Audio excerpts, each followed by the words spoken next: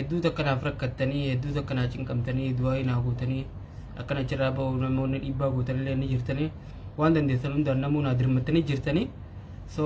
hedduu takka galatoomaa ulfaadhaa isinii jechuun barbaadaa so wanni na mudate sun maali waan jedhu immoo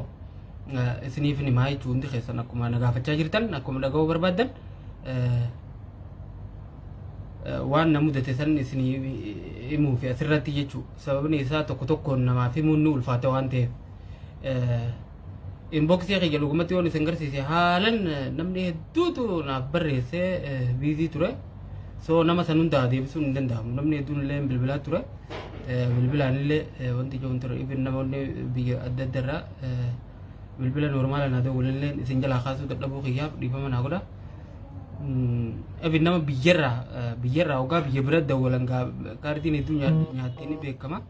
so namni biyyarraa illee naa dawwale normaala hedduutu jira kanin jalaa kaasallee akkuma jiru kanin agartee biizii ta'ee jalaan kaasin namni hoggannaa haasa'u jiru gubbirraan dawwalamee isin kaasin hafillee akka jirtan naa hubadhaadha so biizii waan hin ta'eef kanin isiniif deebisuu dadhabe na of kolchaa jechuun barbaada hedduu galatooma ammoo hedduu tokko ulfaadhaa galatooma oromoon addunyaarra jirtan hundi keessan akka ajaa'ibatti waan dandeessan hundaan naa dirmattanii du'aa hin haguutanii thank ulfaadhaa jechuun barbaada so wanni na mudate gabaabsee isinii himuu fi amma kan asirra dhufeef tokko tokkoon isinii himurra jilmaan asirratti isinii himuu fi waan na mudate jechuu kaleessa maaltu na mudate so akkamittiin bakka jarri nageessa sana harkaa akkamittiin bahuu danda'e waan jiru irraa isinii himuuf jechuu bakka takkatti isinii himuufin asirra dhufee seenati sheer godhaa namni waan kana dhaga'uu barbaadu hundi haa dhaga'u namni hedduun akka rakkattan argeetin jira feesbuuka fi gara sooshaal miidiyaa garaagaraatiin namni hedduun akka na wajjin cinqamaa jirtan argeetin jira obboleeyyan kiyya kanneen biyya kana jirtan ammoo waan dandeessan hunda guutanii na barbaadaa turtan hedduu tokko galatoomaa ulfaadhaa jechuun barbaada waan na mudate ammoo isiniif himaa seenati isiniif hima jechuudha.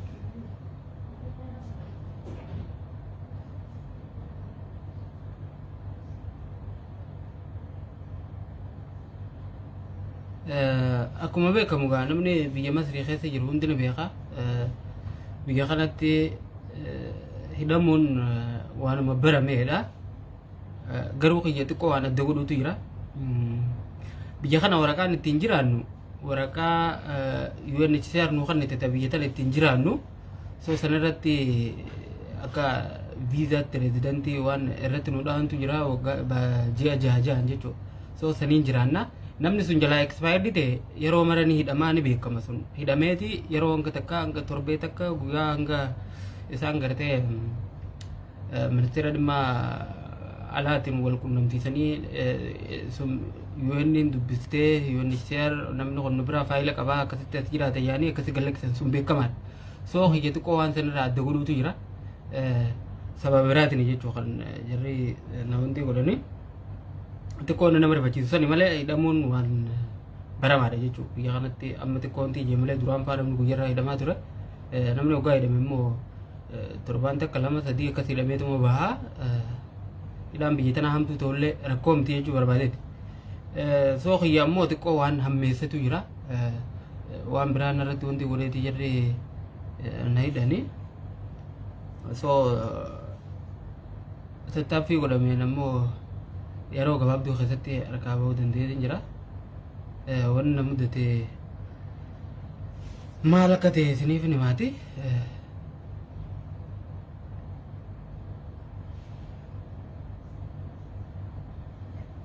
thank you hedduu tokko ulfaadhaa warri baga nagaan baateen an jechaa jirtan galatoomaa alhamdulillah baay'ee jarri tokko mana baareessanii akkasitti biyya so wanni akka nama dhibba afurii keessaniin ta'a so akkasi biyya Masrii keessatti hidhamuun aadiidha kun waan hanga sun dura marakkisuu miti namni hundi ni hidhamaa namni hedduun illee tana dura hidhameeti bahee namoota waan garaagaraatiin shakkaman gaa kanneen ijoollee teenyaan beektanii waggaa hedduu hidhaa jiran san yoo taate malee warri sababa waraqaan isaanii iqaaman isaanii expired ta'uudhaan hidhame yeroo muraasa boodinuma ba'a jechuudha. Torbaan hanga tokko hidhame UN ergaa Ministry of Affairs dubbisee booda akkasitti gallakkisan. UN akka waasii sii taatee wabii taatee jechuudha. Si dubbisanii si gallakkisan jechuudha. Yeroo muraasa booda waraqaatii haaromsadhu akkas yaa'anii si gallakkisanii nama guyyaa 10 fa'aa torbaan takka hidhamuu jira, torbaan lama ji'allee ta'uu danda'a. Suni akka bakka itti hidhamtee fi haala manni hidhaa itti hidhamte sun gaa manni hidhaa hedduutu jira biyya kana keessa magaalaan guddoodha. So santu laala mana fakkaata akkasitti namni gallakkifamaa ture jechuu kana dura. Ani ammoo kiyya xiqqoo sanirraa adda dhimma kiyya xiqqoo ni ulfeesse jarri sababa biyya kana keessatti beeytanii seekuriitiin biyya kana haalaan jabaadha.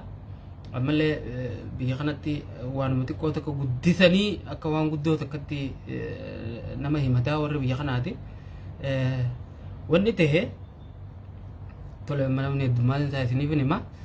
Wanni mudate maali seetan kaleessa ani kaameraan qabaachuu ture. Kaameraan viidiyoo yeroo takka takka isiniif dalaguun qabaachuu ture. So kaameraa santu na jalaa wanti ta'e bijibij ta'e wanti leensiin isaa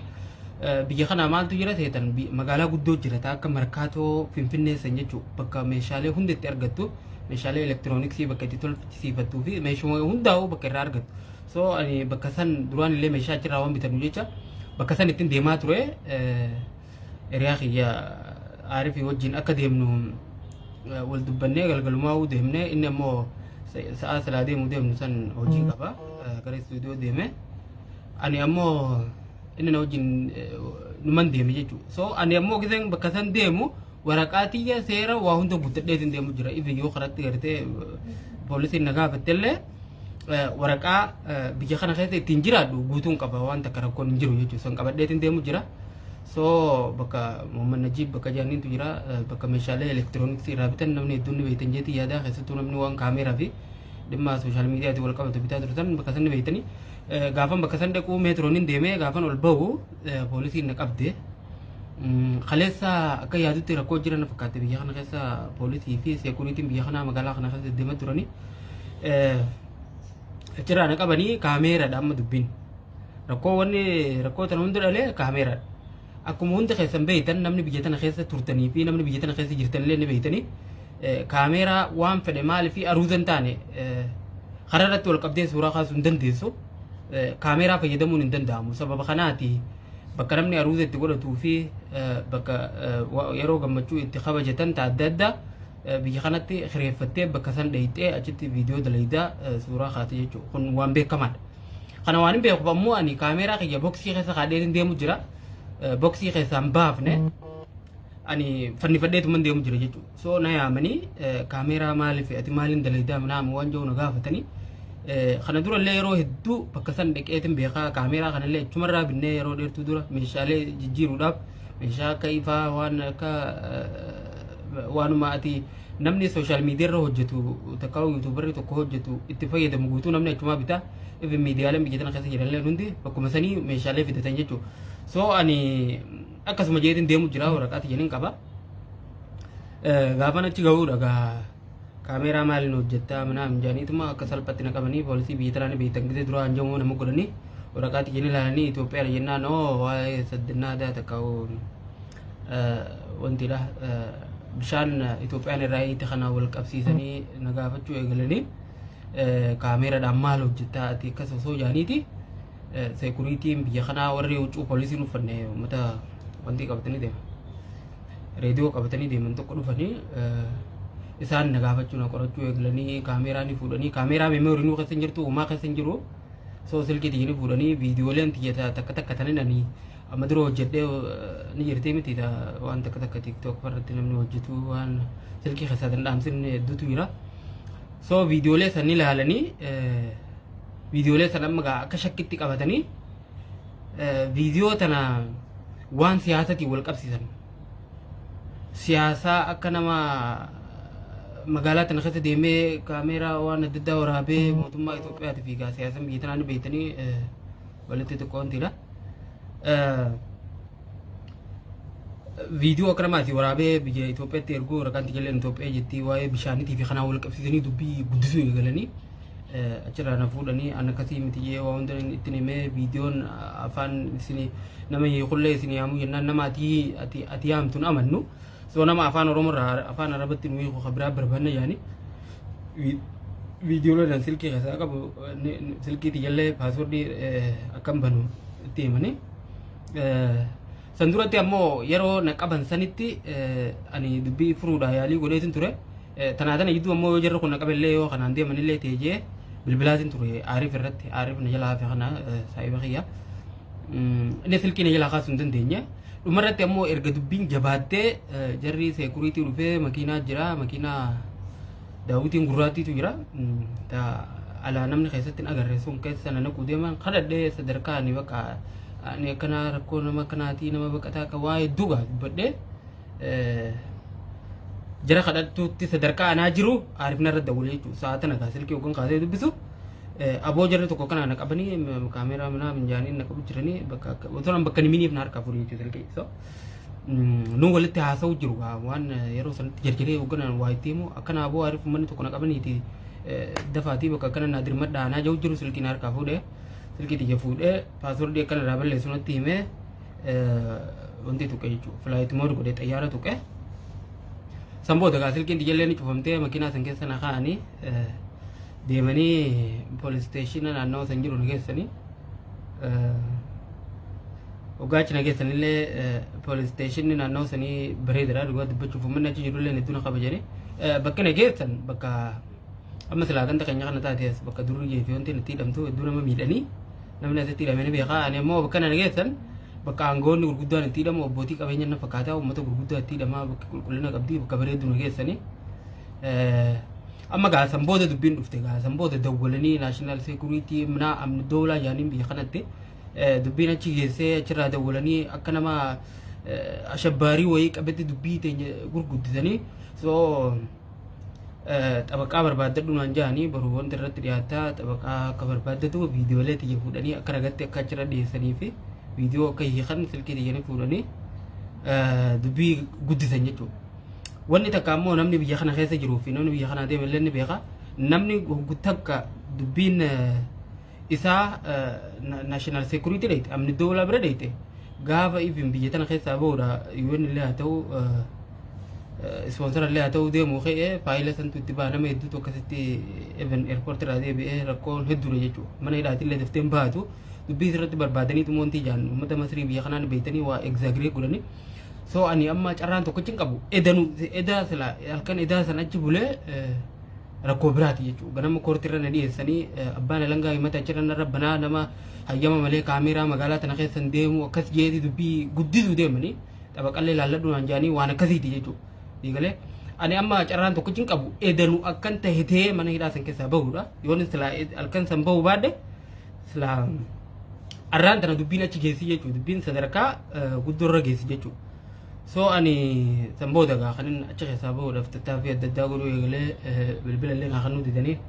akka namatti hin bilbillee nin kadhadhee jara natti wal jijjiiranii na qoratanii gubbarraa illee uummata seekuriitii gurguddaa fidanii dubbii nu guddisanii dubbiin gaa akka amma himu kanaa miti warra biyya kanaa jirtan ni beeytanii Masriin akkamti akka dubbii tana oduma walitti haasa'anii waanuma haasa'an kana wal amananii osoo waan nan ja'uu fi viidiyoon ibina harkaa qabu tana osoo hin beeyne haasa'aniitu aboo kun nama akkanaati uummata Itoophiyaati minaa jaaniitu magaa dubbii tana gurguddisanii wanti jaan kunna yaamaa akkasitti dubbiin boodarra guddate jechuudha dubbiin sadarkaa ani yaadu ol kuttee even gaa wanni dubbiin tiyya bakka san geenyan jireenya kiyya biyya tana keessatti hanga ammaa itti laffee illee bilaash ta'a biyyoon hidhaasanii beellee carraan biyya tana keessaa bahulleen dhiphachuu danda'a. Kanaafuu osoo ani koortii sanarratti hin dhiyaanne osoo dubbiin deemtee naashinaal seekuriitiitti maqaan kiyya hin galmoonne ani achirraa akkam beetti bahuun qaba wanti ijoon mala garaagaraa dhaachuu eegalee uummata san tokko tokkoon dubbisuu eegalee kadhachuu eegalee waan barbaadan akkan godhuuf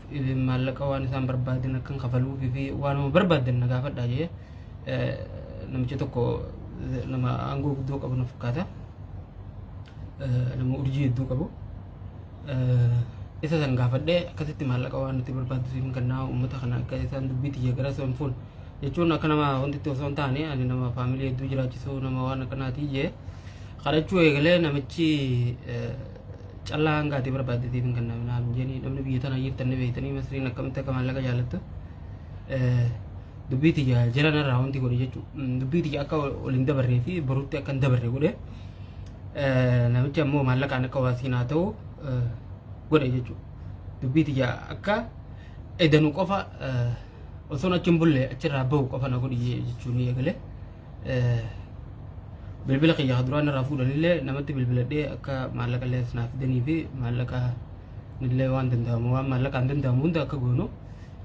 gaafachuudhaaf bilbila kiyyaa harka deeffadhee bilbila illee duraan irraa fuudhanii soo bifa saniin namaa dawwaluu danda'e jechuudha akkasitti waan hunda osoo dubbiin sun deemtee naashinaal seekuriitii takkaa'u amni dawlaa biyya kanaa guddaa sadarkaa sanirra geessanii sadarkaa koortirra manni murtii abbaan alangaa na himatee akka wantitti kaameraan deemaa ayyamaan malee isin himeetiin jira namni biyya kana jirtan beeytanii kaameraan deemuun dhorkadha biyya kanatti gaanuma deemnan malee nuti garuu ol qabdee yoo suuraa kaaste ati si dhumatte ani ol hin qabne fannifadheetiin gaa tolchisiifachuu deema akkuma isin hime sababa kanaan egaa koortii sanarratti osoo hin dhiyaatin galgalaan kan hin bahu danda'e achumatti dubbii san callaadhaan callisiifnee jira harkaa baduu dandeenya jechuudha wanni na mudate kana silaan halkan san achi bulee alhamdulillah du'aayii sirnaa gootanii fi tattaaffii namoonni garaagaraa godhan keessattuu Aariif Ahmad obboleessa kiyyaa hedduu takka galatoomu akkasuma Abdii Bushraa garaagaraa waan barreeffama garaagaraa na barreessuudhaan wanti adda addaa na dubbisuudhaan waan danda'an hunda godhanii jiranii sanii alatti ammoo waan dandeenyu hunda gooneeti bakka sanarraa baafachuu dandeenya jechuudha soo haala saniini wanni na mudate sanii dhimma waraqaatii fi waan hidhaa salphatti ilaalamtu hin turre garuu salphatti rabbiin narraa guutee jechuu kiyya barbaadeeti sanii wanni jechuu barbaadu namoonni hedduun na gaafachaa waan turtaniif kan asirra dubbadhe waan salaa asirra dubbatamuu qabulan tun fakkaatu wanni kune akkasitti wanni kun akkasitti xumurame jechuu barbaade wanni birallee ngaataa sooshaal miidiyaa irratti dubbachuun barbaanne hedduutu jira bifa sanitti dhume amma sadarkaa akkasitti achirraa baafadhe jechuudha akkasitti jirri achirraa naga lakkisanii namichi sun waasii naa tahee achirraa na baase jechuudha osoo dubbiin sun achi hin gahin silaan edan halkan san achi bulee ara dubbiin kara biraatti ol guddatti ani even jireenya kiyya biyya kanaa keessallee baduu danda'a kiyya qofa osoo hin taane akka baqatattillee baqataa biyya kana keessa jiraatanuufillee waan gaariin ta'u jeetii yaada waan takka ammoo wanni dhaamu barbaadu namoonni yuutuubaroota ta'ee namoonni kaameeraadhaan waan adda addaa dalagan biyya kana keessatti hedduu of eeggannoo godhuu barbaadanii godhuu qabdan sababni isaa kaameeraa jennaan namni ani amma naannawni nankalee dheqe sun naannawa hedduu seekuriitiin itti jabaati namni hedduun ammoo akka achi dheeyxanii meeshaa bitattanii fi meeshaa jijjiirratanii beeka naannawa sanitti kaameeraa qabachuun hedduu ulfaataadha yoo qabamtan dubbiin fiigdee daftee amni dooladhaan wal qabatte wanni bakka sanitti wanti taate even UN illee dhimma kanarratti waan nama gargaartu natti hin fakkaatu UNHCR waraqaa ati itti jiraattu biyya tana keessatti kennuudha yoo mirga kan kee waa'ee biyya kana keessa jiraachuu irratti dhiibame qofa yoo waan akkanaati shakkamte UN illee nama gargaartu sirriitti if eeggadhaati dhimma kanarratti if eeggachuu akka qabdan isinillee nama beektanii garuu irra deebi'ee wanni isin dhaamu kana ani kaleessa sa'a hanga sanarratti waan irra ga'een beekaa wallaahi hedduu takka rifadhee wanni kun jireenya ni beektanii Masrii tana keessa waan lafaa jiruuf ni beektanii waggaa dila kana akkasii lafaanee jireenya baduu danda'a jechuudha lafaatiin teenya lafatti hafti hidhamtellee ni baataa dhugaadha erga baatee booda immoo biyya tana keessa hara tokko deemuu hin dandeessu waan akkasiitiin takka shakkamnaan so if eeggannoo guddoo godhaa obboleeyyan kiyya kanneen biyya tana keessa jirtan wantoota akka kaameeraa fi waan biyya kana keessatti nama gartee hin hayyamamne qabatanii akka gartee waan kana qabatanii hin deddeemnen isinii dhaama Oromoon addunyaarra jirtan ammoo hedduu takka galatoomaa ulfaadhaa dhugumatti hangam takka akka isin jaalattan argeetiin jira Oromoon akkam hangam takka akka walii dirmatti hubadheetiin jira wallahi kaleessa erga achirraa bee booda laaluun ture Facebook fi bilbilaa fi namoonni garaagaraa akkaataa itti wanti jechaa turtan hedduu takkan isin galatoomfachuu barbaada. Jechaan waan jechaan galatoomaa isin jechuu danda'u oli wanni isin naaf gootan dhugumatti bifa kanaan walitti hirmatu aadaa haa godhannu. Hedduu takka ulfaadhaa. Ani nama kana ibsee han turre nama namni akkanatti dirmatee fi hangana hunda rifatuuf tokko hin seene ture. So dhugumatti waan hedduu jaalalate san agarsiiftanii ani ammoo daran akkan isin jaaladhuufi Oromoo ta'uu kiyyatti akkan hedduu boonu na gootanii jirtanii galatoomaan isin jechuu barbaada. Jechillee yoo natti xiqqaate kanarra dabree immoo hedduu namni galatoomfachuu barbaadu. Aariif Ahmad waan hedduu tokko na gargaare kaleessa waan kanarratti galatoomaa wanti keessanuu ulfaadhaa warri naaf jecha bakka adda addaa fiigaa turtan warri bilbila adda addaa gara adda addaa bilbilaa turtan iimeela illee namni hedduun akka itti barreessaa turedha. Jarri nama kana naa dawwalanii himanii uummanni UN illeen hanga ammaa dawwalaa jiranii akkaataa itti naa dirmattan hedduu takka das yaa Oromootiyya hedduu takka galatoomaa wallaahi hedduu takka isin jaaladha. Wanni guyyaan nagaa hedduudha yaanii guyyaan gartee walaasi mudatu ammoo guyyuma keessa wantidha. Garuu salphumatti rabbiin irra nu oolchee du'aayii teessaniini ammallee rabbiin gartee hamtuu nurraa haa qabu anaaf isinirraa illeedha. Galatoomaa ulfaadhaa kanan jechuu dhufe deengee obboleeyyange. So warra biyya kana jirtan ammoo of eeggadhaa sirritti. Warri keessattuu dhimma miidiyaa fi sooshaal miidiyaatti wal qabatan irratti hojjetan meeshaalee elektirooniksii gaafa bittan sirriitti of eeggachuun barbaachisaadha. Dubbiin akka nuti yaadnu miti karaa biraa wal guddatti jechuudha. Kanaafuu dubbiin osoo guddattee bakka san hin geenye dhaamsuudhaaf akka irraan tana tattaaffanne kanatti rabbiin namaaf laaffisuu dhabuu danda'a. Silaan eda achi bulee irraan tana akkuma isin hime dubbiin tiyya gara naashinaal seekuriitii wal guddatti akka nama basaasaa biyya tana keessa deemee waa waraabee mootummaa Itoophiyaa takkaa'u dhaabbilee adda addaatiif erguutti fudhatanii jechuudha. Biyya kana keessa siyaasaa biyya tanaa hangam takka akka fokkottu taatanii beektanii. Sababa kanaatiif of eeggannaan hedduu barbaachisaa jechuu barbaadeeti. Akkasi gaa salphumatti rabbiin irra nu waalchitee du'aayii teessaniin rabbiin bakka jirru irraa nu baasee jira. Ulfaadhaa hedduu takkan isin jaaladhaa Oromootiyya. Wanni takka takka hoggaa dhuftee namaa ifa nama agarsiiftihu ani Oromoo ta'uu kiyyatti akkanaan boonullee waan na godhe keessaa wallaahi wanni kun waan tokko akkaataan isin itti naa dirmattan hedduu tokko des nama ja'a. Wal bira dhaabbachuu fuulduraaf illee akkanumatti aadaa godhannu galatoomaa ulfaadhaa hedduu tokkan isin jaaladhaa yeroo gaarii qabaadhaa hamtuu anaa fi isinirraa illee haa qabu galatoomaa isin jaaladha.